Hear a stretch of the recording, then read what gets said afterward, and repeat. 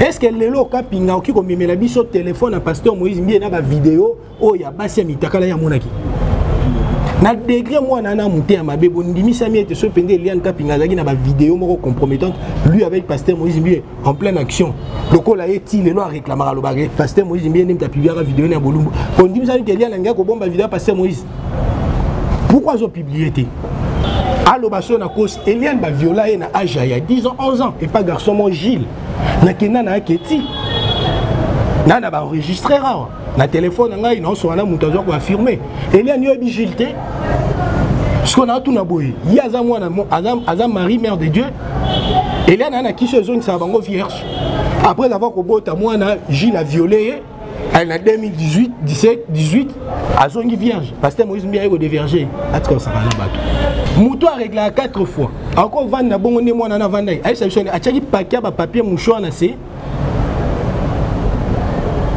santé na bomo ne mutu bakata ba trompe lobi na point de presse de moye mo razo ko ka lobate normalement na soki yo zala kawana ndo mona ba kiti fiana munda ya na ordinateur ba preuve to komi kuna likolo juge ba preuve preuve exacte et là na flash disque ba kiti flash to komi kuna preuve exacte c'est la raison pour laquelle comment est-ce que Eliane a tiki mamba makangu atiki mamba drogue atiki mamba avortement comme lobi na juge ceux qui va bloquer là sur ma preuve exacte va vidéo et nudité na bo monye zota mo na internet eza Moïse Mbie ndim tasara nini apibia ngo na tindela ka yango menga na yebi ete papa kapinga za ki aza couturier ye a ki couturier ya ba avenir na kena na avenir boata na kena na première na peintre papa kapinga banda kotonga atonga kati lelo soko ke na ndako na kola kiso ba photo moko na ndako na bona ba machine à coudre au moins il y a un point de presse lobby fiona lo baralata manette à mundo loba c'est ma sœur au moins il y a lobby c'est parce que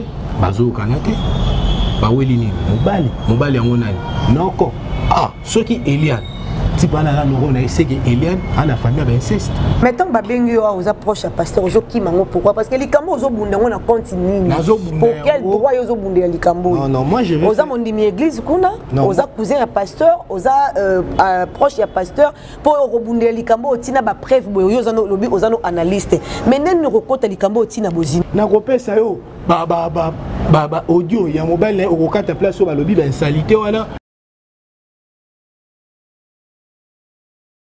Mais mon ballon on a bandé comme on est kaka Christian. Christian on a zana.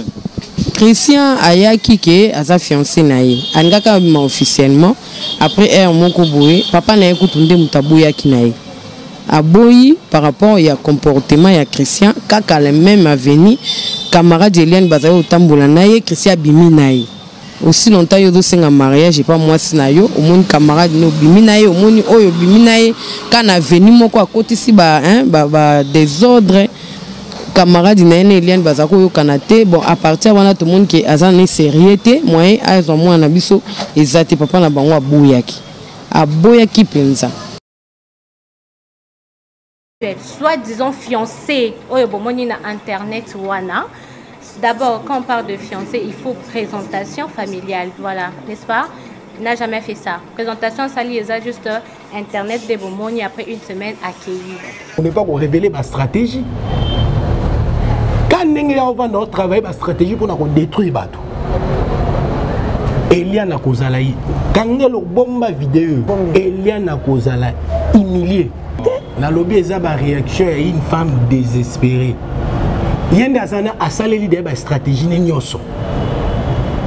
On y est dommage pour elle c'est quoi? A salé déjà ma stratégie n'ignoso. Le point de presse d'Eliane Kapinga hier est allé réaction à une femme désespérée. C'est-à-dire abandé ko espérer na libala. Quand on qui cité Bethel, il y a qui des séductrices, il y a qui des bit et akoya pour séduire l'homme de Dieu. Malheureusement, pour une chance de sourire. Kapinga a changé d'avocat. L'avocat a Kapinga a bimi dans dossier. Bimi pourquoi? Parce qu'il y a un avocat réalisateur de film et Kapinga a qui entretenu une relation amoureuse avec Kapinga.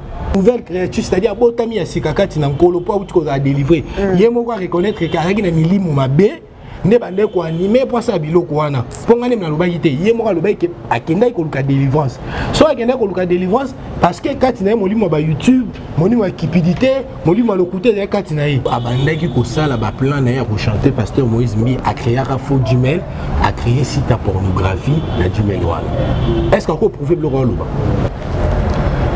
Bitumba Moïse où tu es Bitumba Moïse où tu pour l'église Bethel. Vous voyez certains collaborateurs il y a papa naï oyo pendant bango ba gérer l'église ba tikele bango je suis église ba koka comme même église à niveau et comité. Lorsque Moïse a joué l'église cité Bethel en 2011 pour na bango récite à Moïse Mbi a la humiliation. J'ai vu cette histoire naître. C'était un complot. Il y a des vieux prophètes, il y a des anciens musiciens. Il y a des bateaux qui supportaient comment les gens ont décidé que la Moïse Mbi est la génération.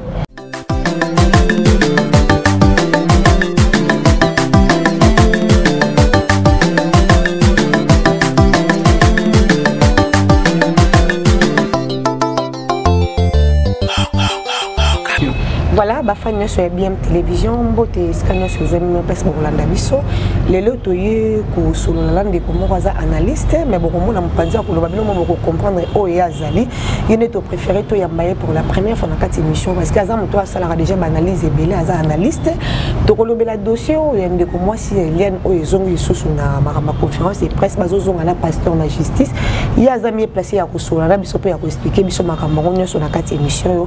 Merci à Christian Aouza o Simabilili. Merci à Batono Sobo Baza pour s'abonner. Merci à ma partenaire Nio Sobo Lingarabi, Sobi Sobeto Lingarabino.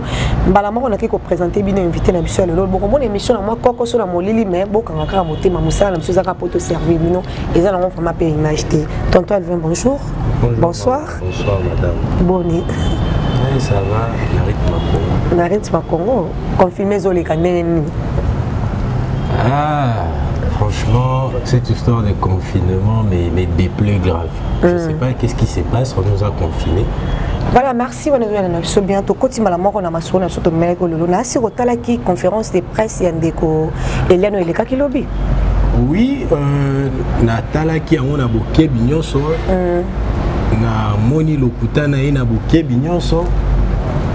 Et ça lui passe. Au moni, maman. Nous sommes sans ignorer que dans notre pays, dans la province, il y a Bandeko Bazouami na Est, Bazali ba victime, il y a ba viol jour et nuit. Oui. Comment la sikoyo ndeko kapinga, koko misa douleur, il y a ba citoyen paisible congolais au Bavandina, Mopandi à Est, comme ça le sujet il y a cop sujet il y a moquerie et que ça passe dans mon thème madame Dego Alvin kapinga zo benga kombo na ezana kapinga toi ça qui prend des presse mais azara na kombo na te bana comment dire je dois bien na kombo bana yebi na kombo kapinga ah voilà toi ya yebi oui ngala so ba kapinga voilà c'est-à-dire la lolenge ba comportement ya kapinga na nenga toko kende ba violeur pe solo bazali. Au Congo, qu'est-ce qui va se passer à cause de comportement de Kapinga?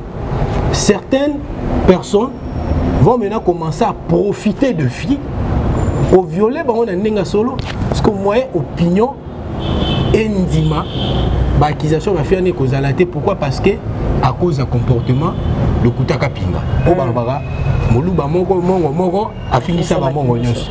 Le Kapinga a silisi crédibilité ya basi. A silisi valeur ya baluba.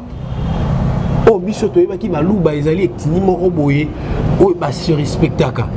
Mais lelo oyo na nzela ba théâtre Kapinga et puis si ba misusu raison ko loba ke bana basi ya baluba mingi ya pembe basubaka na mbetu. Je vis des gens commenter et dire ce genre de choses. Tout ça pourquoi? À cause il y a une obsession, il y a pour sauver la famille dans la ruine. Dans le bien, ceux qui li botan na yo ezali na ba condition moko ya bien té. Est-ce que au kutani na li botan na poyo lingaki to ponza mbenda lingaki mais le baki na émission mo to intervention mo to sala na ba maître avocat na ya le baki ke maître na mo ka baki famille les famille a pas cité papa na zaki cadre na société mo ka munene pe na mboko te mama ngala lobi te que famille a kapingeza famille a passe mais dans lobi peut que famille a kapingeza famille riche baluka ba se identifier et puis qu'on appelle un mbongo est synonyme ya kozala bien éduqué parce que ce qui est animi sami ete auti na libota ya mbongo ok maman lelo oyo ayebisa biso aolukani parce que selon l'information dans la possession d'Angaï, le fameux dossier ya Kapinga, ça n'a jamais existé. Bah avocat nae, tout son entourage va contacter entourage. Il y a pasteur Moïse Mbi et il a sans succès. Objectif na bango qui chantage vendeur ko lukambo. Vous voyez? Maintenant si koyel quoi dans la famille en bon. Mais fallait avoir un bon famille na bango. Papa na qui au cadre nayebi ke couture ezali profession moko noble na kolinga ko kitisa profession wana te mais nga nayebi ete papa Kapinga aza couturier mais sikoyo couturier lokwa badabi bagabi ya mundala te ba styliste lokwa ba mundala te ye aki couturier ya ba avenir nakenda na avenir Boata nakenda na première rue na peintre papa Kapinga banda kotonga atongaka ti lelo soko ke na ndako nakolaki so ba photo moko na ndako na bona ba machine à coudre ayebisa biso compagnie papa na ndeko salaki au cadre na déjà ka apesanga numéro matricule papa ni ngana na grande sœur o aza au cadre kuna ko vérifier ya lokuta biso toyebi ete batailleur mingi bakala bo solo te yango moni lolinga comportement ya papa na bango Kapinga. Elle n'est pas née d'une famille aisée. J'ai fréquenté des différents endroits où Bandé Kouvanda, na kenda na Boata, na kenda na peintre, na monaki bango na famille moko normal maman na lambara malewa na habité soka kati, ala malewa na akoma ala malewa na Barumbu, côté bakoma na uti ko apprendre lobby akomi na Lemba Salongo. Mais nabi ke maman na lambara malewa na Barumbu na bi pe ke za ba maman mususu batangisa bana ba bokola bana na vie ya malewa mais ceux qui na kopé cet exemple ya malewa papa ne couturier kolandisa ma ba propos ya Kapinga dalinga ko ya faire croire biso ya ke ya botami na famille ko ya bien mais tant to koti na moi mozindo to comprendre que vie à côté lisa biso na réalité ko ezoko kanate o mo ba rido même matin nda coûter mais ndeko mwana mboka Alvin lelo tozolo balikambo parce que ndeko moi si no bibiso tozoke kana ba propos ndeko moi ça tenaki ye moko wana eza les sous secret parce que comme public le balobi ke ye akotikala ka kimiate parce que comment komona ba sanza na ya bo moi si 4 fois na mois wana ninga lobaki lobi et puis ndeko moko qui peut corrompre na mbongo basala a de mentir makamno so bandeko loba mais aboya ki yango yazo ninga kaka a sauver ba âme et puis alingi lisusu ba traiter nzoto na ezonga ndenge zaki parce que drogue ba kotya ki na nzoto to putulu ayebite soko ezaki ya lolenge nini oyo ebebisi nzoto kokoloba soki Kapinga andimisami ete azorege 4 fois 5 fois même 100 fois est-ce que eza epa na bino presse ne il faut akende kobeta mbela ya pona kinze la justice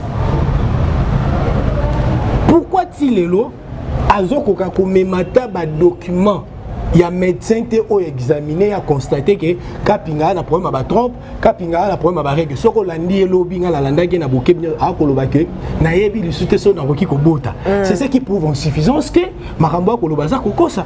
Parce que tant yo, s'il vous plaît, aussi bien la drogue, vous allez victime de la drogue, victime de l'avortement. Est-ce que tu vas attendre que le médecin, ton juge, appelle ça à instruire, l'inspecteur, Bakende, Nayo, et pas ba médecin pour passer l'examen to yo moto zo ko kende ko funda et sengeli o mema et pas ya juge ba élément union surtout ezali ko culpabiliser accusé mais so on a ba propos na lobby ko tali c'est que Eliane Kapinga tilelo non na kenda na hôpital te habito on a lingi bo apesa ba prévenir so o ya zana parce que faut c'est pro ya lingi ba pesa ba droit na ye na loyboye les gens doivent savoir ceci. Le point de presse d'Eliane Kapinga hier, ezali réaction à une femme désespérée. C'est-à-dire, abandé ko espérer na libala. Tant on a qui cité Bethel, il y a qui est séductrice, il y a qui est na but, il y a pour séduire l'homme de Dieu. malheureusement pour une chance de sourire à qui est pas Christian à cause de l'infidélité Christian a quitté aye sikoyo ko banda ko entretenir ba relation na ba réalisateur ya film na kapinga chance sourire mobile ne peut koto ben tozo ka kuna mbilinga mbilinga ko vertige ndo moni aki kopesa point de presse à lobby arrêté so bo tali bo ba analyste so ko analyser point de presse Eliane bo mona a réclamer le msoute ka mbongo mais avec au PC ya boyaki na ba c'est a de mentir à Zambon ya boyaki effectivement Eric Mandala abengaki ou soit mettre ndé mutabengaki pour que ba yesanga que ceux qui sali yango tozana ba cadeau auto réservé yo ya bien mais au fond de moi nazo souffrir ma casse na santé na ngamoko ça ne va pas parce que je règle 4 fois par mois. Comment expliquer? Donc je suis déjà une femme morte. Mon côté a tikali ko sala déplacement. Maman. Yazanga la besoin ba bongisa ye. Maman ba kopé c'est mbongo po a sali nini. Eliane bopie mbongo passé.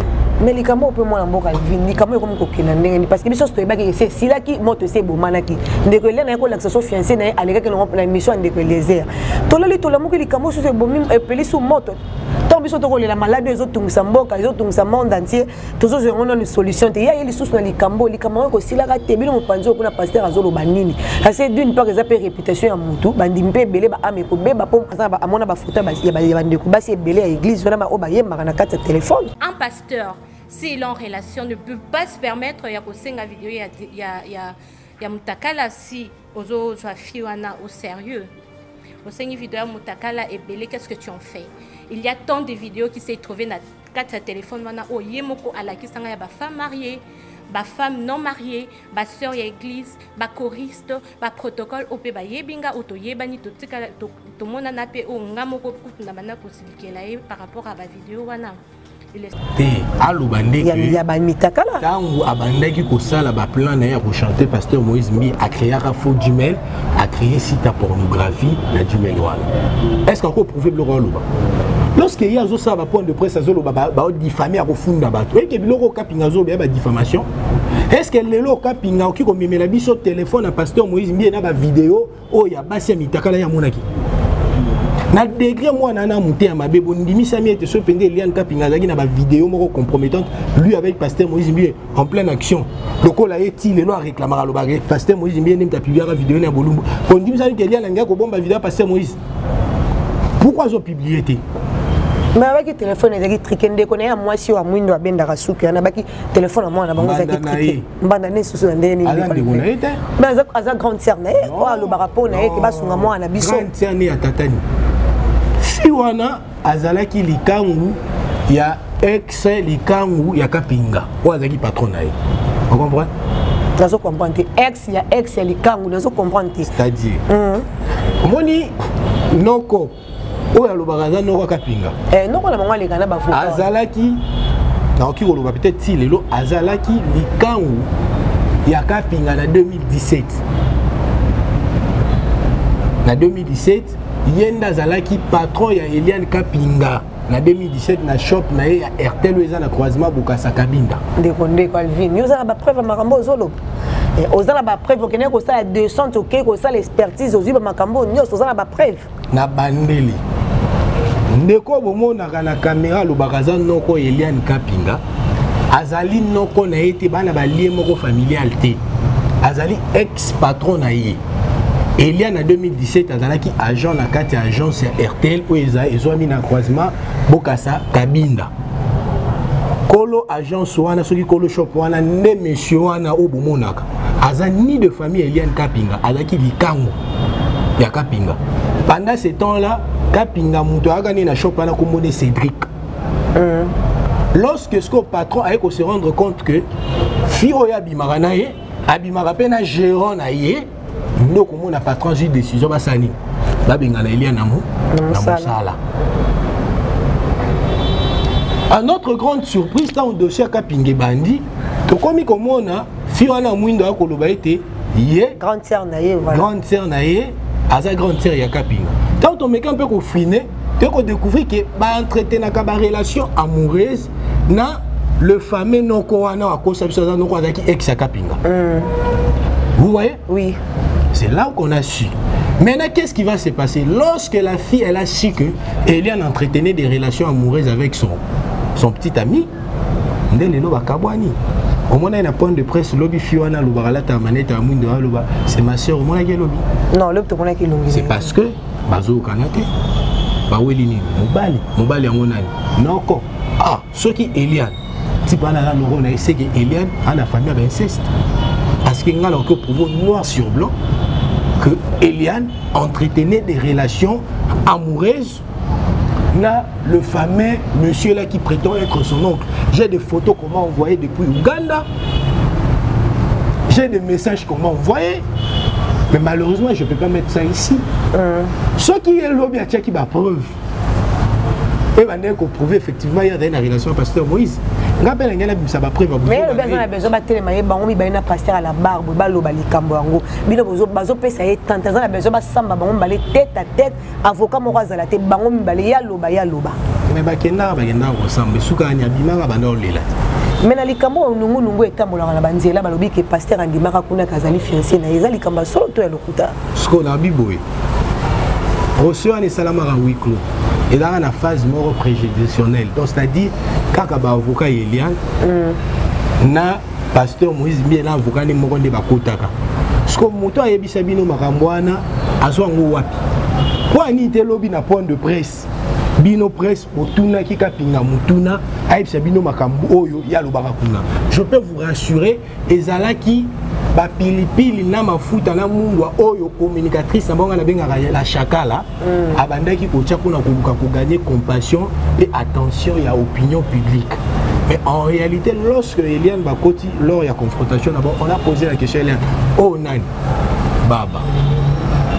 Lorsqu'on a posé à pasteur Moïse la question, le pasteur Moïse a répondu, c'est une fille de l'église, c'est une fille de l'église, elle prie dans l'église où par la grâce de Dieu, moi je dirige. Eliane Onan, il a bousillé ma vie, elle n'avait pas répondu. C'est là où maintenant le juge va lui dire, madame, arrête-toi, tais-toi. Ici nous sommes venus pour que vous puissiez nous prouver noir sur blanc, effectivement, Yona Moïse Mbi et Bozaki n'a pas relation amoureuse. Nous on va venir ici pour te voir pleurer. Normalement, on a ceux qui ont à Gawana, nous on a quitté Fiona Munda, un ordinateur. Ba preuve, pourquoi nous avons l'écolo juge, ba preuve, preuve exacte. Et là on a flash disque, ba quitté, flash. Pourquoi nous avons preuve exacte. C'est la raison pour laquelle. Comment est-ce que Eliane a tiki ma maman, a tiki ma drogue, a tiki ma avortement, comme le lobby na juge. Ceux qui va bloquer là sur ma preuve exacte, va vidéo et nudité dans le monde des autres en internet, et ça Moïse Mbi et Nimta Sarani ni apibia pour na team de la Rayango. Juge ah ok. Est-ce que Roki qu'on a qui s'abisso par quel mécanisme ça là que au team de la Moïse Mbi et vidéo ana. Ah oui monsieur le juge je pas comprendre bi, on sous-entend que au team de la WhatsApp. La qui s'appelle numéro à pasteur Moïse Mbi, numéro exacté dans le téléphone. Non numéro WhatsApp pasteur. Exacté, son encore ça à l'écalaté va tout à l'oba. Exacté, bah tout est au team de la gare, la Bluetooth, les fonds rouges, tout le mime. Oh non, monsieur le juge, je sais ce qu'on peut faire. Je peux vous ramener les éléments qui prouvent en suffisance que c'est le pasteur Moïse Mbi qui avait publié. Oh, si nous allons dans la direction générale, il y a YouTube, bah qu'on identifier, bah qu'on peut s'abisso, bah les mots ils ont prouvé que pasteur Moïse Mbi. Tiens madame. Non, on ne sait pas direction générale, ce qui est dans l'Angleterre, tout ça. Canada, ouais. Il y a combien de vidéos va publier le jour? Comment nous on peut faire pour trouver bah, effectivement que Moïse Mbi est né à publier un peu dans la non, non, si vous ne pouvez pas, moi je peux vous ramener les éléments qui prouvent que Moïse Mbi est. Donc au moins, on a un juge va dire ok, pour aller l'autre soukawa, on colo, on y a la biso, preuve qui prouve que Moïse Mbi est né à publier vidéo non il y a une nudité dans YouTube même ko l'autre sani to kozonga la justice madame n'habite sobino bozala wana tote bon on a dit papa rekota wana Eliane na pasteur Moïse Mbi ba bimaka parce que lors il y a confrontation et il y a un pasteur Moïse Mbi Eliane a coca qui argumenté l'accusation n'a pas preuve tangible. Mais le but c'est y a zone jusqu'au point n'a pas preuve casse. Des bazons il y a pasteur sous la justice. Ce qu'on a dit il faut tous à la bololé to bateau to linga ko mona vérité té. To soit moi nana azo manipuler bino no sumenga manipuler ngate. Avocat na Joël. N'est-ce pas à ça la point de preuve. Non, on a coûté dans le moment là, tu peux avoir aventure. À ça la point de presse à Rolobaque, bah où tu peux déposer flash à 4 gigas na parquet. Et là quoi qu'on empêcher continuité de dossier là parce que bah juge bazan a grève. Une fois grève est levé, bah ça anime. Bah on a na tout ni boy. Justice va lever grève na bon côté. Bah c'est mal levé. Pourquoi si quoi yo bah on a la justice parce que ceux qui Moïse Mbi abimaka c'est parce que bazanga ba preuve. On a lobby boy to so bonga na maloba na bango avocat na bango abini. Ba kenai ko déposer ba preuve na flash disk. Mais là quoi ça là qui va continuer dossier là parce que grève va juge. C'est la preuve en suffisance. Na yo to so là là bande ko ba na biso que Moïse Mbi abimaka na parquet mais c'est parce que Eliane Kapinga zanga ka ba preuve. Oui. On est d'accord. Parce que là, c'est qu'on a télé, nous avons expliqué. Tout ça pour analyser. Tout ça pour analyser ensemble, oui. Tout ça pour affirmer. Tout ce qui a propos na bango. Oui. Bango ba lobby que Moïse Mbi abima. Ok. D'accord. Tu as accepté mensonge. Après bango moko bazongi sous basali point de presse babi que non. Ba outil déjà qu'on déposé flash à 4 gigas. Mais là, c'est ça là que le dossier continue parce que toi, on a grève, il y a un magistrat. Ce qu'on a tout la question. Jour où il y a une confrontation avec le pasteur Moïse Mbi. C'est que ma va preuve. Parce que ceux qui m'a preuve en 4 gigas. Donc c'est qu'il y a une confrontation. Marambonga a raison. C'est-à-dire par manque de preuve, Moïse Mbi a bénéficié de la liberté. Alors, le coup, la mis flash à 4 gigas, ils ont clippé pasteur Moïse Mbi dans l'accusation sur Eliane Kapinga. Moi, je me pose la question, qu'est-ce qui empêche que le juge a construit le dossier à interpeller pasteur Moïse Mbi? Vous allez nous dire encore quoi? Coronavirus? Parce que quand il y a pasteur Moïse Mbi, il y a un cas exceptionnel.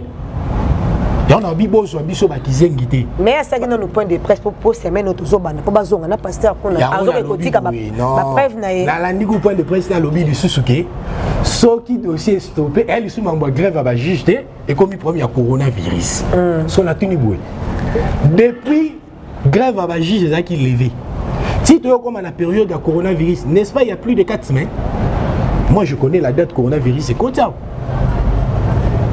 À quoi coronavirus est préjudicié continuité et dossier d'autant plus que avant coronavirus et quota bango déjà ba déposer flash à 4 gigas dans la preuve on est là que bande ko zanga ka ba interpeller Moïse Mbi parce que grève ba juge ezaki donc ba lever grève ba juge pourquoi dire avec dossier moko oyo Moïse Mbi est plainte ezaki déjà initié manque à preuve ne bande ko ça que ba interpeller Moïse une fois que ba juge va lever grève de lobby fallait ba kendo kanga Moïse Mbi pourquoi ba kanga été c'est ce qui prouve en suffisance que bagarre na ba preuve té ezalaka na sala na émission là ba na émission de Sylvain j'ai vu cette histoire naître c'était un complot il y a ba vieux prophète il y a ba ancien musicien na ya bato ba ko supporter te comment na lelo nzamba décider qu'est-ce la Moïse Mbi et la génération bit na bango ezaki tout ya Moïse Mbi voilà lecture yozo sala likambo eza lecture teza bilona koloba eza vrai je l'affirme parce que moi je vis naître cette histoire oui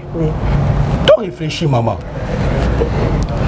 vrai ou faux lorsque bakangaka Jérémie porte-parole il y a police provinciale à ça la déclaration Koloba était effectivement et le bakangela ba Jérémie c'était parce que bah mon qui ba vidéo compromettante na téléphone il y a Jérémie il y a pasteur Moïse Mbi par là on comprend ndenge bon ba l'accès biso que Moïse Mbi nem takangisa ba Jérémie parce que ceux qui Moïse Mbi akangisa ba Jérémie akangisa bon parce que Moïse Mbi a na ba soupçon que na ba téléphone na ba Jérémie ba so publier ba vidéo na non oui parce que qu'est-ce qui fait que Moïse Mbi a retiré plainte dossier est allé à la justice par Jérémie babima la prison. Parce que les camarades peuvent avoir compliqué moi en Alvin analyste il faut expliquer biso les camarades Jérémie babima pasteur a levé qui mesure tous avec ni a retiré qui plainte tous avec ni pasteur a retiré plainte comment d'autant plus que dossier déjà batinda rangona na parquet. Est-ce que dossier ba Jérémie le dossier il y a deux dossiers différents et qu'un dossier morote Et à mon akoloba Moïse Mbiye ndé mutu azaki sima ya arrestation ba Jérémie té. Moïse ndé mtakangisa ba Jérémie té parce que soki Moïse Mbiye ndé mtakangisa ba Jérémie. Pendant ce moment ici, le col a capingazo ba kebazo continuer na dossier, il fallait pe ba Jérémie bazala d'abord na map. Parce que ba Jérémie na kangisa ki bango parce que likamba mo pe likamba moto le makambe bandaki.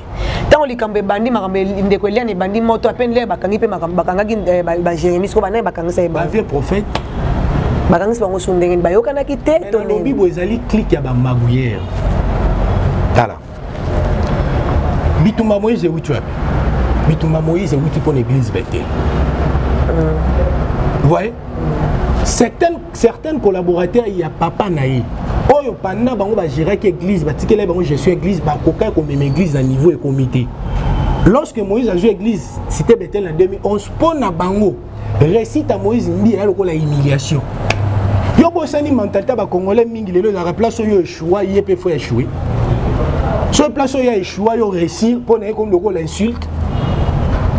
Bango ba koka ko supporter te ko mona ke place yo ba échoué ki lobby, Moïse Mbiye sani a réussi. Ne bitumba ba vieux prophète. Sous ça ba kini ba récupérer église. Pour récupérer l'église, qu'est-ce qu'il faut faire? Il faut qu'on monte Babylone, et qu'on soit humilier Moïse, soit qu'on compromettre pour que tout le monde ait direction générale de l'église. Pour les musiciens, les collaborateurs, les musiciens chrétiens, ils supportent que la génération elle est apponi Moïse Mbiye, Paul Nzela pour na bango. Donc succès Moïse Mbiye ko déranger bango.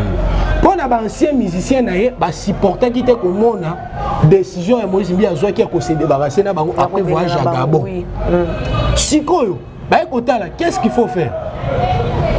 Comme on a Kapinga, Oyo, Lobby Azalaki figurante na clip ya pasteur Moïse Mbiye yé Oyo. Sachant que Banzembo to ba proposer soit pasteur Moïse Mbiye, ba congolais ba mesana ko balola ngo ko bongola ngo ba se servir na Eliane Kapinga. Vous voyez? Mais moi, je suis 20 hôtels, maintenant, tant que je pour se servir de Eliane, c'est que moi, nous pesaki, c'est que Eliane a bimarana pasteur.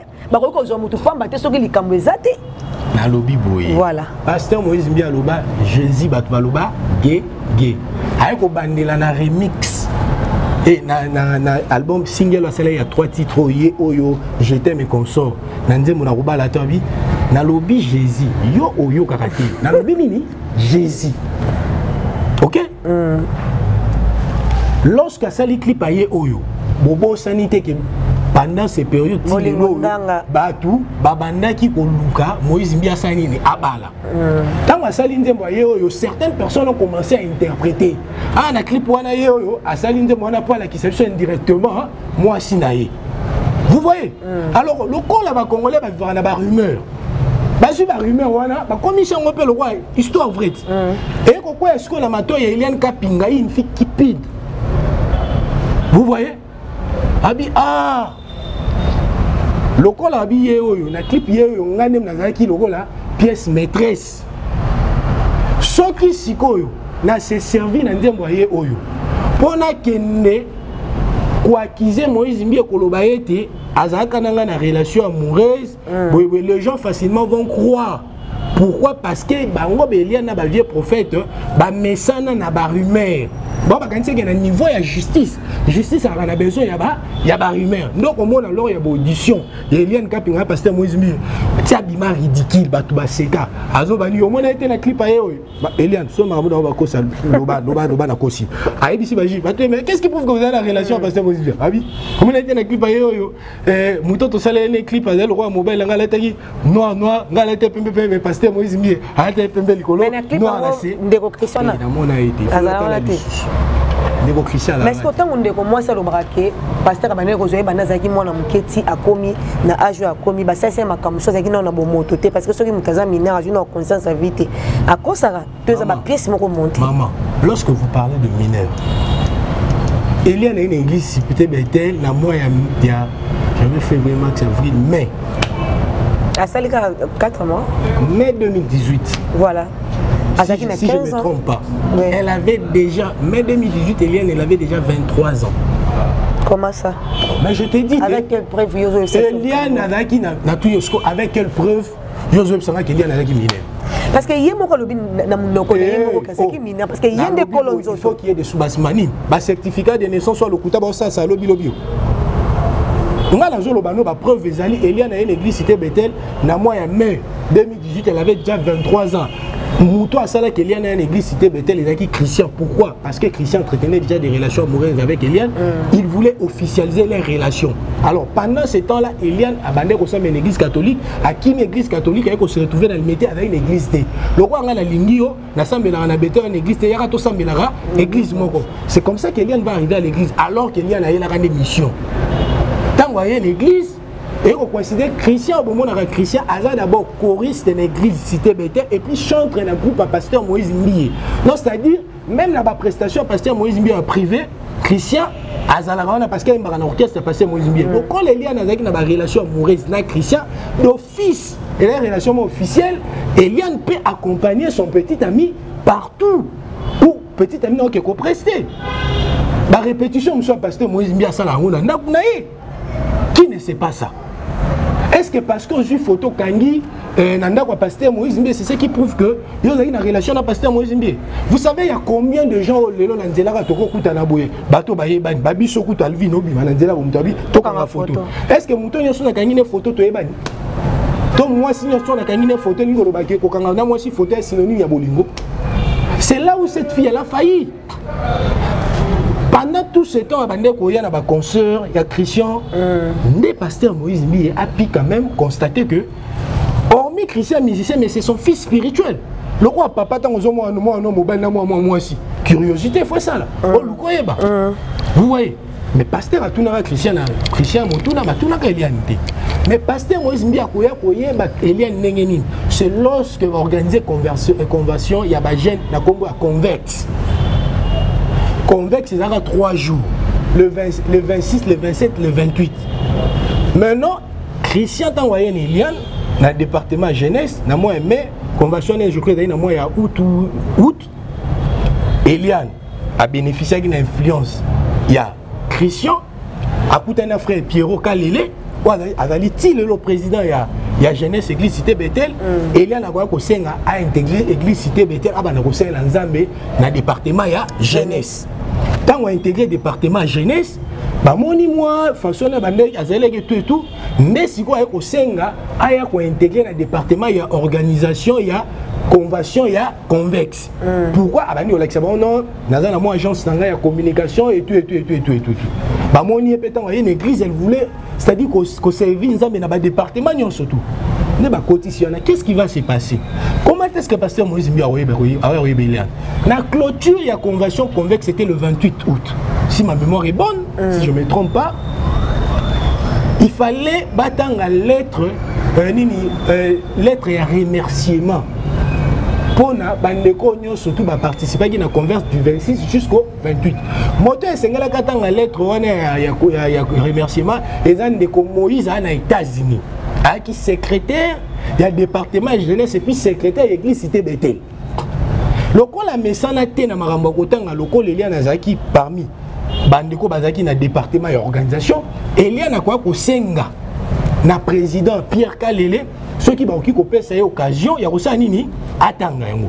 Lokola azaki na kati ya département organisation nde ba pesier opportunité wana. Quand on attend lettre à remerciement ici, il faut avouer que qui bien, elle était éloquente et tout. Oui. C'est comme ça que pasteur Moïse Mbié a voilà. Mais si on a clôture, après clôture, il y a journée, pasteur a Koyamba, département et organisation et convention convexe pour remercier, abonder la pour la paire. On a récité la journée. D'accord, pour constater, dans le cadre du département, il y avait une tête nouvelle. Il s'agissait de qui? D'Eliane Kapinga.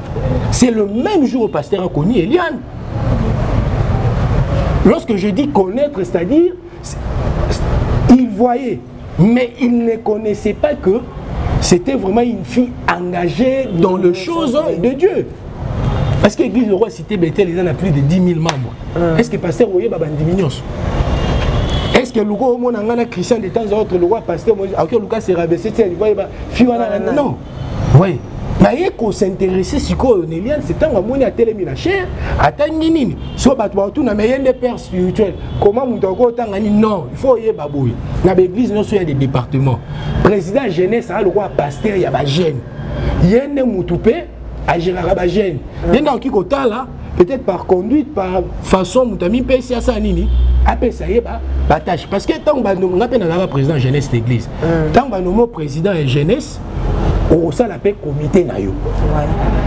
Vous voyez, na kati ya comité wala ndo mwenye salagi ke na comité organisation des liens ko se retrouver na kati ya comité organisation. C'est comme ça en janvier 2019 des casting restreint au sala l'église cité Bethel pour na clip ya Nzembo. Ye oyo Christian Akoyesko ko supplier pasteur Moïse Mbiye.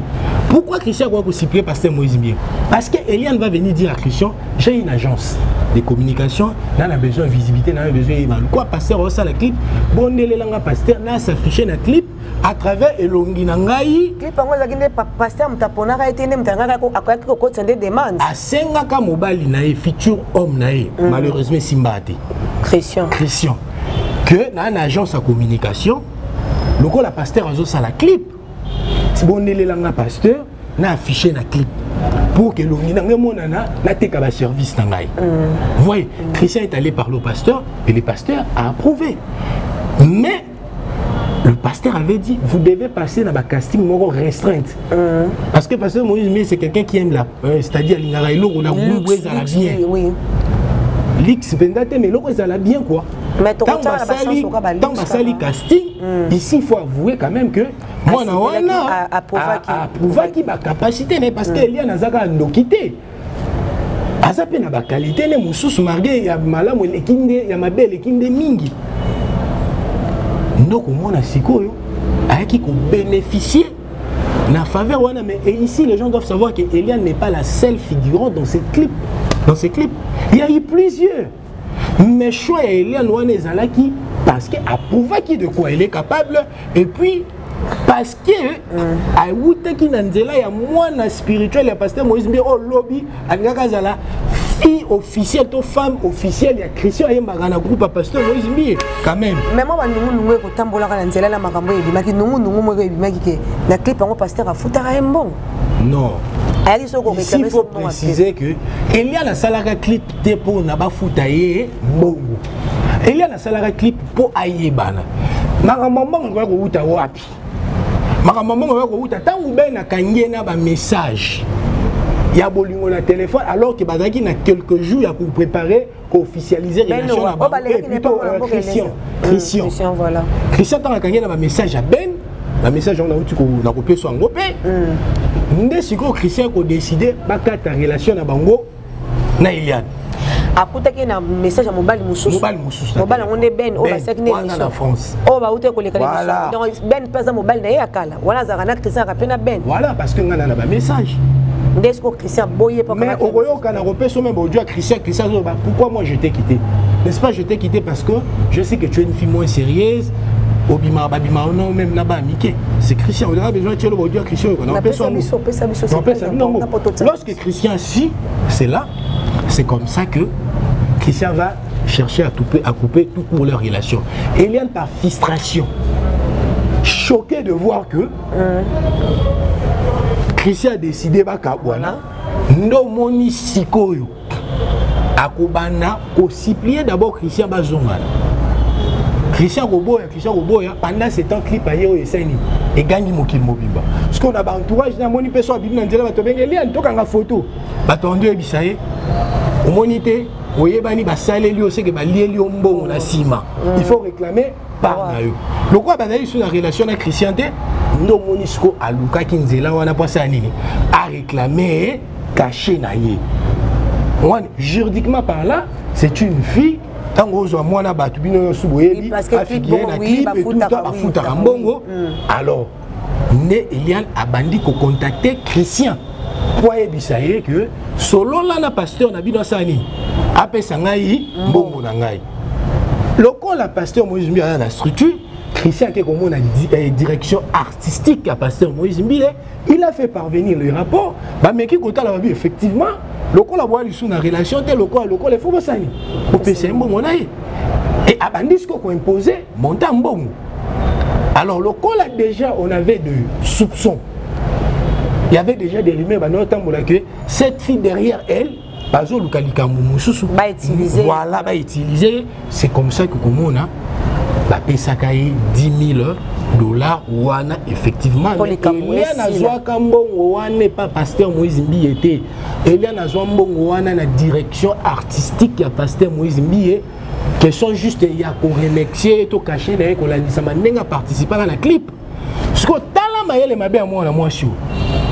Tanga Zumbongo accueilli sikoyo abeti li solo et pas ya camarade na ye moko bande ko tanga na efasi ka sala ka stage na chaîne moko na bombi kombo Siloete pour na exposer la fille abeti li solo c'est ayoki po Eliana akipi abisi nota ba pesa nga mbongo na moni mbongo ba pengeza muke ba te comme 10 000 dollars ya muke na besoin avocat moko assister nga so ka penga 10 000 dollars c'est que yemo azwaki combien ya wa kene ko luka ba avocat nde ake ko luka ba avocat quand ake ko luka ba avocat malheureusement ake pa kuta na ba réalisateur ya bato déjà ba bandaki ko réfléchir lo lengeni ba roki ko régler ba compte na bango na pasteur Moïse Mbiye Netan Batounie a payé combien pour un clip? On a réalisateur de 10 000 dollars.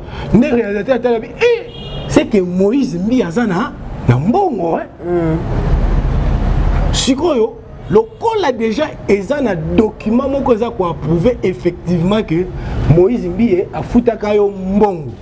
Moyen to initier l'action judiciaire contre Moïse Mbiye pour réclamer mbongo ya caché un clip et qu'on a laté. Qu'est-ce qu'il faut faire? Il faut créer et l'eau comment Moïse Mbiye bozalaka la relation amoureuse. À ce moment-là, on peut profiter pour que tu faire chanter Asani Abimisa Mbongo. Batounie, est-ce que Ozana numéro ya pasteur Moïse Mbiye exactement? Est-ce que quand va preuve moi que la bozana moi pasteur Moïse Mbiye quelque part pour te monter ma pièce na biso pour te saler ma chantage. Ndo moni akenda ko luka ba photo ya tant bazaki na salon pasteur Moïse Mbiye tout ça la pèse. Réalisateur film na tabi oui. Na moni ba photo mais ils appellent des éléments accablants té. Pour qui culpabiliser Moïse Mbiye.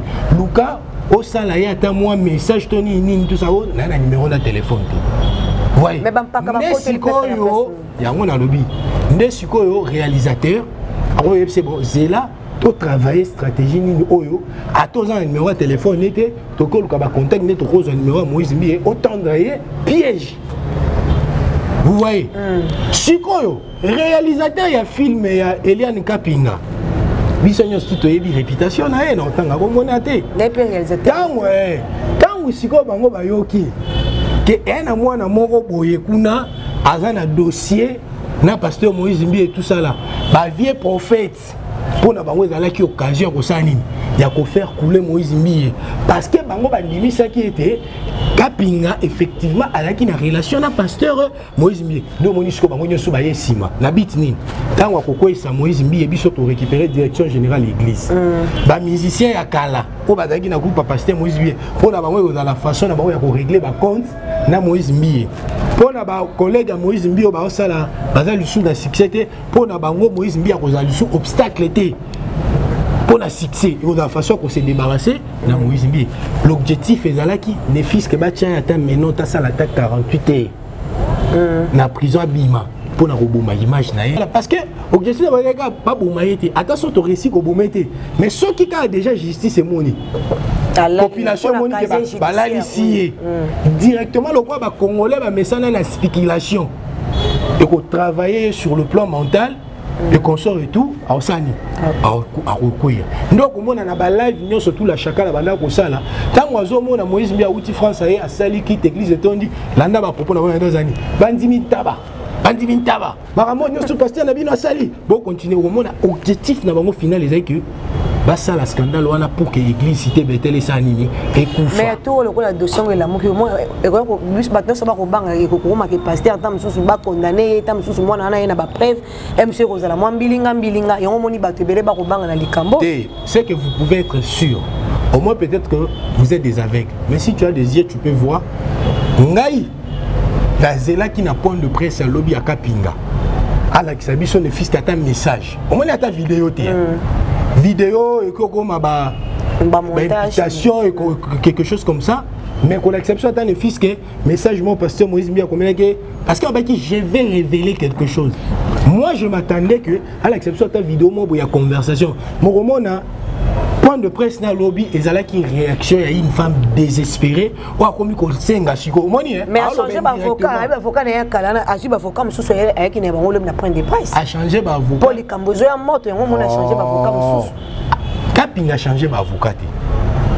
Avocat ya kapinga nde ba bimi na dossier. Ba onde ba sundoli. Ba bimi pourquoi?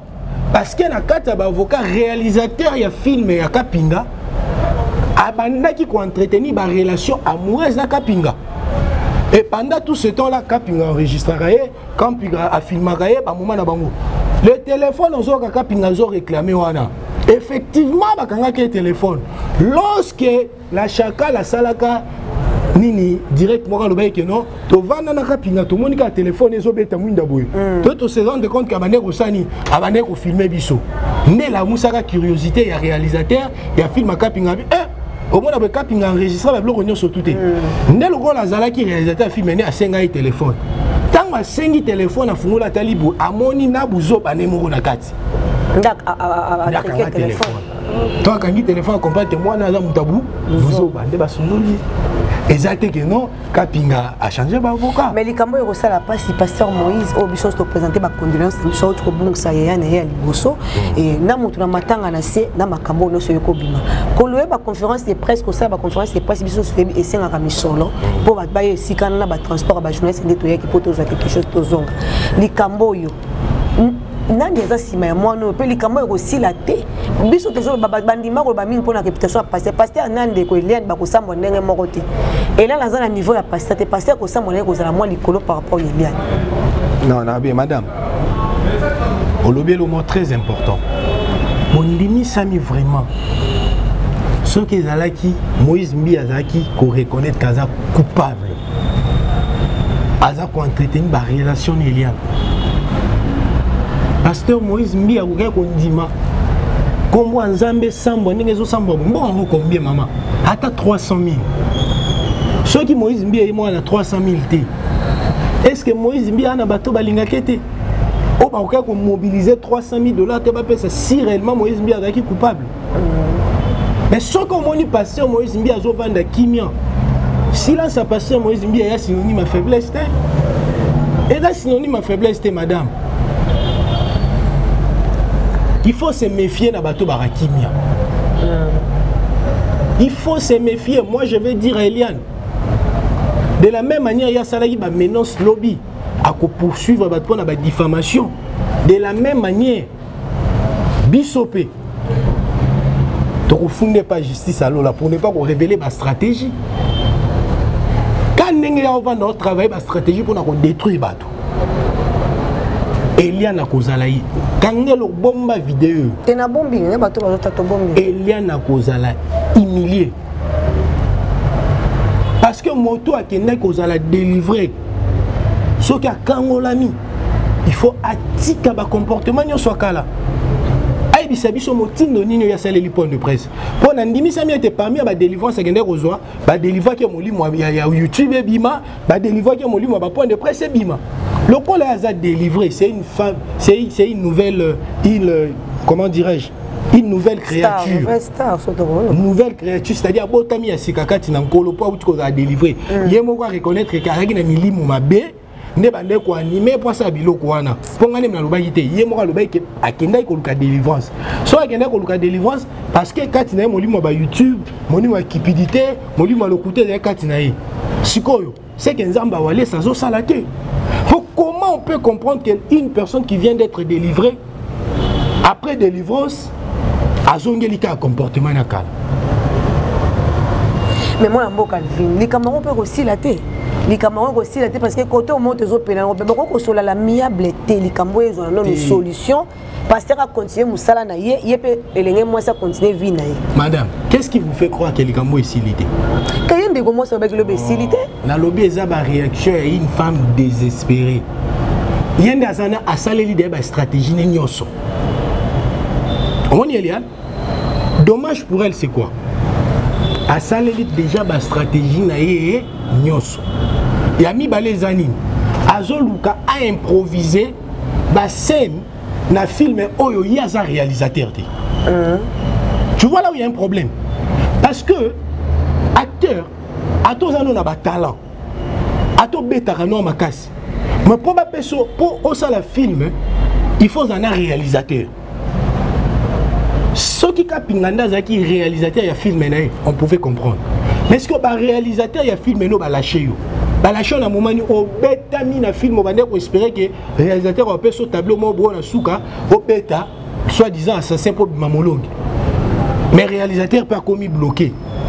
Ce qu'on va dire qu'on a improvisé ba tableau na film pour mamolongi. Pendant ce temps-là, on utilisait presse, beaucoup de gens ne savent pas. Communication est Kobomayo, et qui peut retomber là. T'as la raté la communication Eliane Lobby. Mais nous, on va faire le bazar, place à bazo, bababi, qu'ezali kambo. Moi, on entend ça sur le kambaso. Pour tata, na yena maman na loka bazar na likambango. C'est que bako côté na ba bêtise à moi, on sans pour autant dans la vraie. Ce qui déjà papa, azon dit ma pembe naie, likamwa moi na vanda commissaire ndekonaye. À combien plus fort Bouzo Baoui? Ceux qui déjà tata, à zone Lima, avocat naïe, il y a moi, on a la TV, papa a 41 ans, alors qu'il y a 2015, on a coupé sur photo. Eliane Kapinga a publié, papa n'a pas 50 ans. En 2015. En 2015. À combien plus fort Bloko? Moutali et Saranda. Yango na lobby hein. Si réellement bande quoi là bazali ba parents biologiques Eliane na limite ata passe mais que ba ko ndima ba ko ngabilo bwana mais maman na loba que le besoin nzoto moi na des enjeux yango mona zo bunda ndeka pour na santé moi na ye maman binopé wa moi site oui moi si sera réglé 4 fois ezali et que vous appelez ma mion. Soit d'un coup, moi, je suis réglé 4 fois. Donc, possibilité de tomber enceinte. Hein? Parce que nous avons réglé 4 fois. Donc, c'est que le cycle n'est peut-être et sauter et bouleverser, mais cela n'exclut pas la possibilité il y a mouton tomber enceinte. Mouton a réglé 4 fois. Encore 20 bon on est moi dans 20 ay ça a tchaki papier mouchoir na c'est santé na bomo neza mutu bakata ba trompe lobby na point de presse de moye morazo koka ko lobaté si réellement pas zoba je ne sais pas ce qui n'a coquille sur kobota c'est ce qui prouve que non tilelo azano na ba document approprié te ko attester que ba trompe ne katana mais à ça la intervention à ça la mission pour acquiser indirectement parce que Moïse Mbi que non baka moi na ba droguer ba babysitter ba trompe a robot ali soutenir tout ça moi na na bota te fa pesa ya ta koko ba on va jouer à babysitter moi na robot ali soutenir la vie na bon Billy plastique Billy plastique capping aga mona nani oh ye mona ngaza na mona bon mona qui était lobby na point de presse atika ye na kata mutuka atika na kata mutuka na ye mwana na munene bo mona ya pembe na mwana na ya moi si tu es mobile ya mobile comme on est Billy plastique capinga mais abote na nini parce que il y a zaki mineur en église abote na nini maman Eliane na ebisiblo c'est que na moni bino bolinga bino comprendre na bibo Eliane a église cité Bethel à l'âge à 23 ans toi en 2020 Eliane si quoi à 25 ans non ayaki déjà église ayaki déjà mwana allo baso na cause Eliane ba viola na âge ya 10 ans 11 ans et pas garçon mon Gilles na kena na keti na ba enregistrer na téléphone ngai non so na muto zo ko affirmer Eliane yo bi Gilles te ce qu'on a tout na boy il y a mwana azam Marie mère de Dieu Eliane na ki zone sa bango vierge après avoir kobota mwana Gilles a violé elle a 2018 17 18 azongi vierge parce que Moïse Mbia ko déverger atko ça va na bato likambo eza mwa passe eza mwa koko so toyebi te nzambe penda sunga bozomona ndenge nini ndeko Alvin azo répondre biso azo yandola biso na ba propos teni oyo azobimisa parce que aza pe na ba preuve mususu oyo moka kene tam suko zo banquette na ndenge na wana sana ngashi ndeko Alvin alors ndeko Alvin to komi na suka okoyebisa bana nzambe nini oyo lelo pe tam susu mitema na bango ezoki ke bakomi kozwa ba pasteur no soto en général na likambo ba pasteur baza batu mabeta nde basali mona moso oko esa bango nini lelo na senga na bana nzambe problème oyo ezali ba pasteur te problème oyo ezali diable a ciblé nde église vous voyez no balungola likambo oyo personnel na moment où basali nzambe nyonso bala nzambe nyonso to babanga nzamba solo batelema lokola un seul homme babondela pona vent oyo ezaka Eliane Kapinga te so tel même partout na ba mukili ya poto mikolo nyonso mona basali nzambe belé baza ko publier ba na ba réseaux sociaux donc c'est-à-dire ezali système ya siko Satan aza ko utiliser pona ko développer ka nzambe la place au banda ko condamna ka XY ezala solo ezala lokuta to se référer la Bible dit ceux qui sont forts soutenons ceux qui sont faibles. Si vous vous sentez que vous avez de la force en vous, vous avez makoki ya kolonga lisumu et que basala nzambo bo pointer misap. Bon balongi ngote na place bo le kana ba YouTube, la place bo finga, bo buka mabolongo na bino na ba prière, bo bondela pona basala nzambe parce que lobby ata lelo ba faillir, mais lobby na nzela na bango peut-être ozaki na problème moko nzamba mimonisaki na nzela mateya na ye na nzela banzembo na ye après tout baza batu baza nzambe te voyez to bondela pona bango la place ya ko bando pointer bon misa parce que ndebe to vandi eza cameraman eza yo eza ndeko eza ngai to ça na berrer na biso to na babuzo ba na biso o to sala mais nzamba permettre que lelo eza na place publique parce que c'est que les gens ne comprennent pas ba bêtise auto mona ba sans nzambe ba publier lelo peut-être ba buzo ba moi salara bisumne moi sala peut-être en 2016 a sengela ngo nzambe pardon nzambe pas limisa ye mais le rôle mutu na ba intention mabe aya bimisa ngo na 2020 vous voyez bino yo sumo ko loba aza musa nzamba lokuta nzoka lisumo ka sala nekala asenga nzambe pardon nzamba limisa ye ba uti ko benga nga lobby ba bisinga elle a raison moko na France na Paris banlieue oyo ba mafieux dans des mafieuses plutôt baza ko sala ba vidéo ya ba renommé politique congolaise à la musicien chrétien ya Congo awa ba sala c'est-à-dire ba sala ba montage ba uti ko bisanga très récemment elle a musala nzambe moko ayemba ka pebwe azami na pièce awuti na opéra référence pour ba comprendre aza moko ya bana papa ale moloto d'accord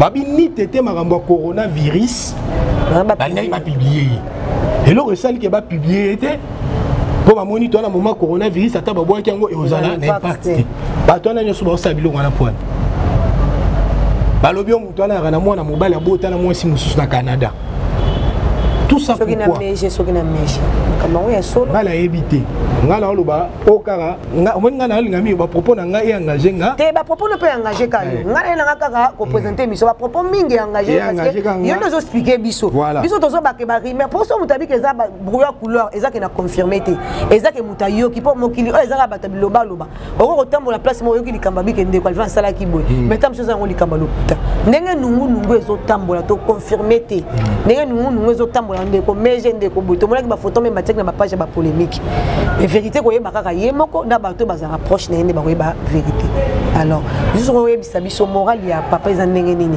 parce que azaki prouvé pardon azé prouvé et puis na makambo su ndenge Hélène de Hélène azong sous dossier moral na eza ndenge nini non mais moi je n'engage pas pasteur Moïse Bi ici je pense que oza na banzela nini okiko lekela ozwa bato baza contact direct na ye otuna bango moral na ye c'est ça baza na contact na papa te nga o na yebi que so muta kufeli ndeko azaka nanu abattu parce qu'on a makambo susu ndenge yeboy o nga na yebi effectivement eza ba moment passe mais ya musa nzambe ate abiso liloba ayebi liloba izo sala passe mais je pense que ce qui nous va permettre en comment pourquoi permettre un mot et comment. Moi je demanderais tout simplement on ne fait pas la fête lorsque ça brille chez les voisins. On ne fait pas la bonne émission lorsque ça brille chez les voisins. Dans le côté Babara sourira bien. Qui rira? Les premiers rira les derniers. Donc le temps fait de miracles. Le temps est armement rebond à l'inga. Le temps finit toujours par nous rattraper.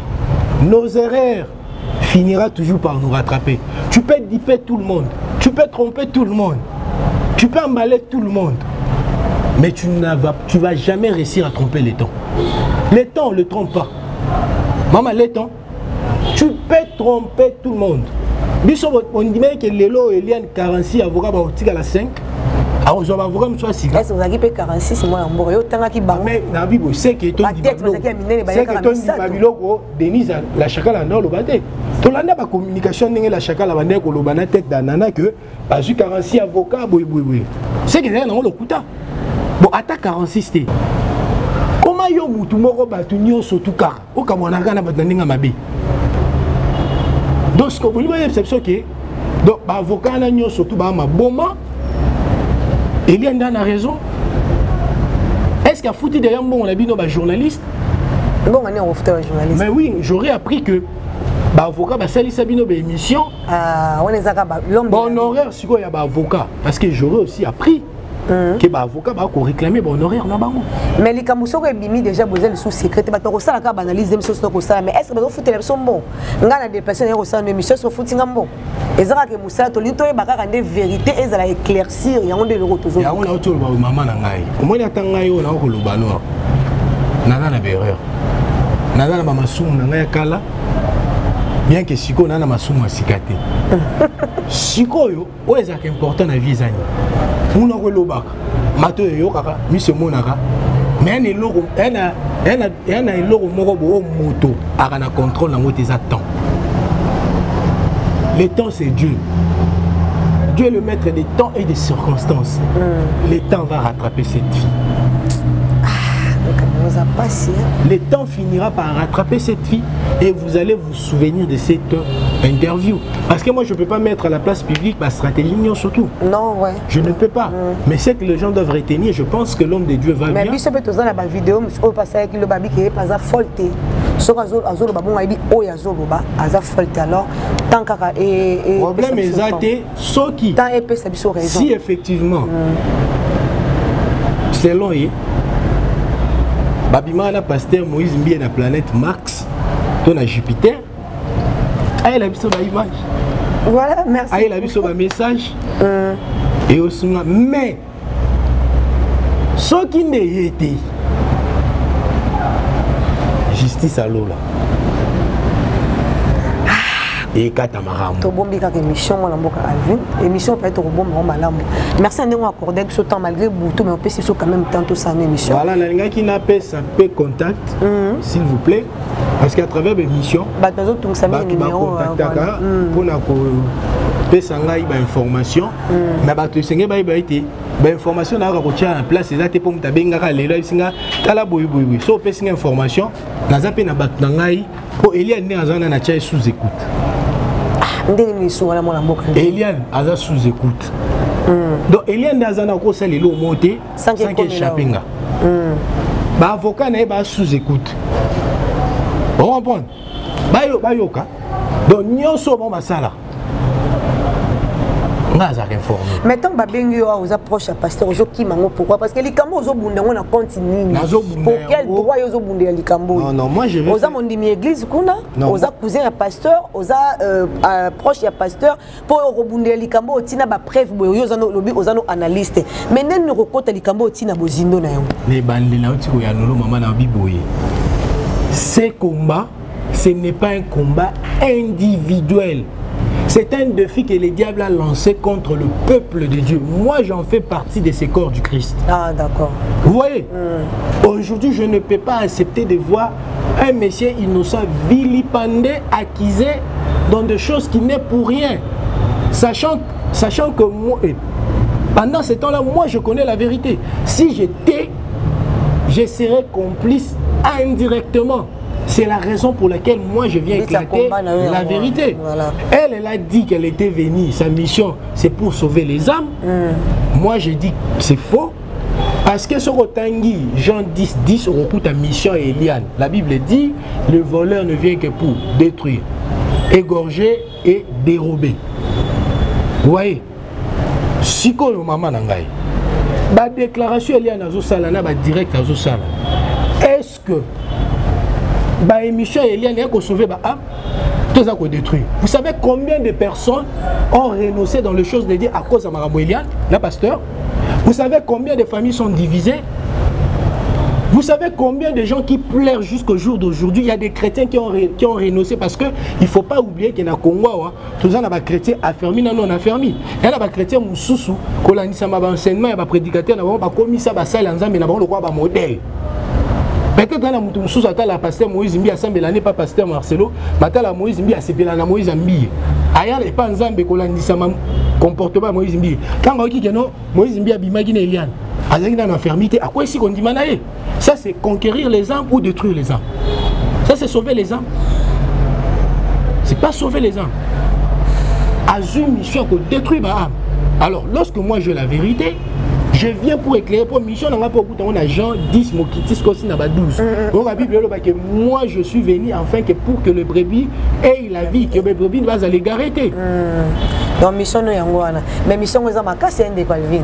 Quand tu as la mise à écoute, c'est au tsara tsara badon les appels na ma casse. Problème est zani maman na ebisho que il faut y belo ko moko. Na vie oyo.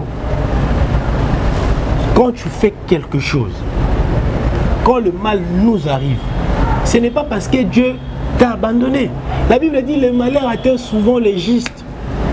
Mais Dieu l'en délivre toujours. Aujourd'hui, parce que Pasteur Moïse Mbi est vilipendé par tous les autres, les Michel Bakenda, cela ne veut pas dire que Baza est embêté. Qui sait? Ce qui nous a permis qu'il y ait comme pour que na sima ya moment à faire éclater gloire naïe. Les lois yango tokomi au monde en confusion. On ne prend jamais place ensemble. Confusion les lois comme côté na kana bango bato nyos. Est-ce que tanga ba commenter? Tanga ba commenter ya ba émission nyos surtout Eliane na sali. Au moment la bato les lois mi se font mi on a tout koloba ba ko sakangonga te. Le temps finit toujours par nous rattraper. Eliane, elle sera rattrapée par ses propos. Na kopé ça ba vidéo moko wa on a sali ba contradiction za ebelé na ba propos na ye. Na kopé ça ba photo na ye tant ozaki na âge à 13 ans 14 ans. Mutu azaki na innocente mazaki na ba piercing na lolemo na matoi. Na kopé ça yo audio ya mobile na okokata place ba lobi ba insalité wana mobile na ye oyo ya zolo bake ayebaki lote na 2018 na 2017 pasteur Moïse Mbi azaki azaki na 16 ans alors qu'il y a 2013 garçon na ko affirmer que Eliane abanda de ko mané Eliane depuis 2013 en tout na banda ko mané na munoko na zolo na mato bon so ba audio on pesa montage parce que comme montage je connais mina moko. Mais mon balo on a bandé comme on est kaka Christian. Christian on a zana. Christian ayaki ke asa fiancé naïe. Angaka ma officiellement après moko boye papa na ekutunde mutabuya kinaïe.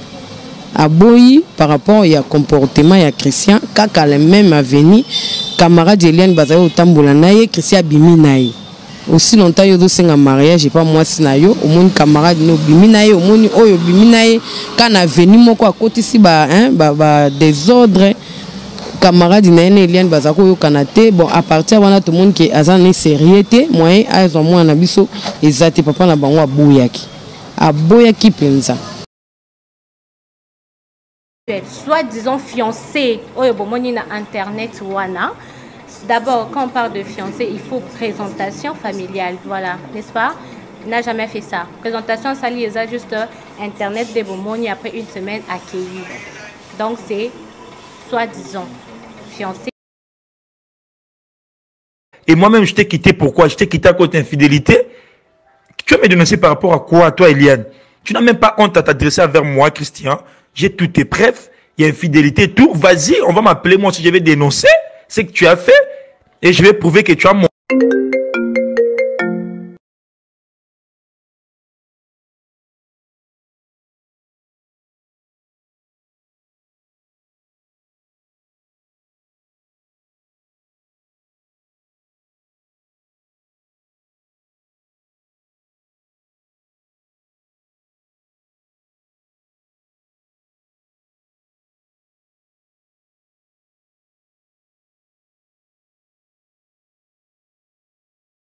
Je suis acquis.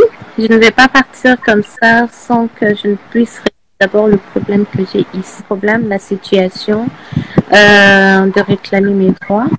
Donc, je ne partirai pas comme ça sans avoir eu ce que je veux absolument. Donc,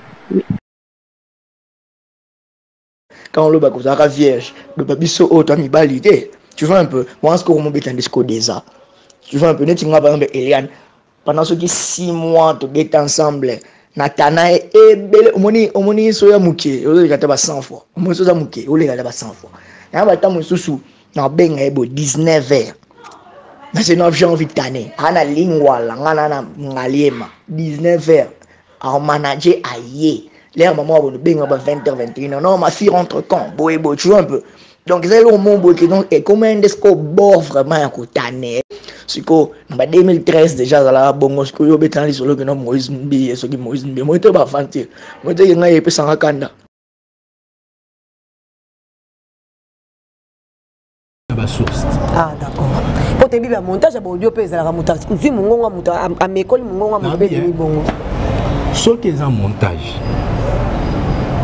c'est pas aussi un problème il y a le baki ko funda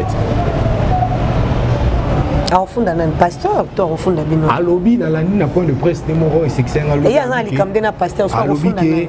Bateau nyo surtout ba lo ba makambo na kombo na ye a kufunda. Mais ba makambo Elia na loba maman.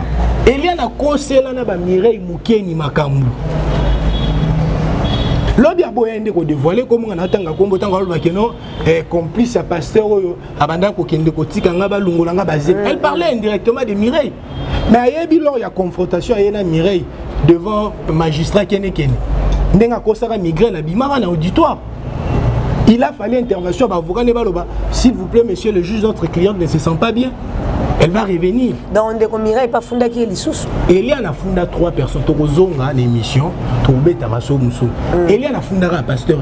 Il y a fondé un Christian. A fondé Mireille Moukeni. Mais les Camerounais ils appellent moi moulaï hein mais habite sur repère c'est sur occasion bala miami balé toi ça sur émission les Camerounais parce que faut la sous pour tous ça on a besoin qu'on éclaircir maram les Camerounais que les ali tout ça banalise tous les deux côtés yo qui côté parlant de bato ba que ma bezo ou ta place boto ma bezo ou ta place boy et non que les Camerounais que les ali bozi botika on kaka bon biso musala monsieur les ali ba pandisa ngoso les Camerounais ali oye na source aux informations peut au sali analyse ndenge expliquer biso botel ça na ba propos tenus aux lobela biso engagé en tout cas et sali peut même sous bien bazona parce que les lopenza bandi mebele na likambo bazui debout ya kokende ba prière debout ko mema ba bible na maboko pona nini basala nzambe or tam sou basala nzambe bazokufa likambo bazana ma tam sou pe na raison bazape na tordé ba pe tam sou pe na raison mais bazokufa ka nango po batie bango kaka musapina munduki yango na sens de to salamo na lobi pona clôturer koza musa nzambe za synonyme te rolonga basu David Bible benga l'homme selon mon cœur. Mais David a quoi il s'amarana moisi, il y a soldat naïe. Vous voyez mais ce qui est beaucoup plus important dans les choses de Dieu, c'est savoir reconnaître tes péchés. Ne te justifie pas. Lorsque tu sais que ce que je viens de faire, Eza ma beza ma sou, na zoki si monte mon nzambe sani. Oya senga bolimbisi. Moïse aza mutu, basa nzambe nyoso bazo sumuka, o bazo publier bango lelo, baza batu. Certes, bah, la faiblesse, la faiblesse. Tu ne vas pas me dire que non, il y a des gens qui ont soumouté. Ma soumou est dans la même façon de soumouka. Mais cela ne veut pas dire que parce que soumouki, aux gens les soumouans dans un métier.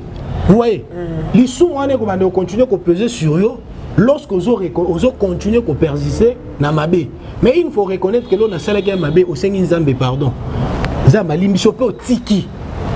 C'est fini. Ne cherche pas à te justifier. Parce que Mouto a benga yoza batouana to que se justifier. Les lorsons Moïse Mbia comme populaire, ils étaient pour Moïse Mbia bimsa album comme c'est populaire. Et ça parce que na sima popularité na nzamba simba imité ma batou. Nde batou balingi le Moïse. Alors ceux qui Moïse a bien été appelle na nzambe nde mutabenga ki lorsque ba ko accuser na babiloko ezala vrai to za faux. Moïse a qui mais pas Mouto a benga ye. Ceux qui à reconnaître à Saint-Nzambe, pardon. Et puis à continuer dans Nzambe. Mais il ne faut pas attendre que Pasteur Moïse Mbia le Kanate va se justifier. Elle s'est justifiée pour le banine. Eliane a se justifier parce que Sima Eliane, ils ont un bateau, voilà pourquoi à chaque fois sur une mission, il faut accompagner sa rapport dans le bateau. Batindaki est la mission. Parce que Moïse Mbia. Abengame pas vieux prophète, abengame pas Eliane Kapingate, abengame pas Nabino journaliste. Pourquoi il doit venir se justifier? Les gens pensent que dans le Congo, il y a un Keza Mouto à l'Obaramingi. Non. Moi je pense qu'il y a un Keza Mouto avant d'Akimia. parce que tant que l'on va comprendre nini yo kanisa place nini yo lingo suka mais tant on a l'obate on comprend nini yo on a kanisa par rapport à propos na yo. Vous voyez, voilà. Donc silence à pasteur Moïse Mbia est synonyme à faiblesse. Il y en a autre chose, le temps fait des miracles. D'accord, merci. Quelques dédicaces pour ce docteur la la Pessimbo te nabatunio surtout partout vous êtes. Mais bon, contactez la plus 243 81 22 82 775. Plus 243 81 22 82 755. Bengangai ou bengangai te pour piéger nga parce que na changera ba propos na ngaité.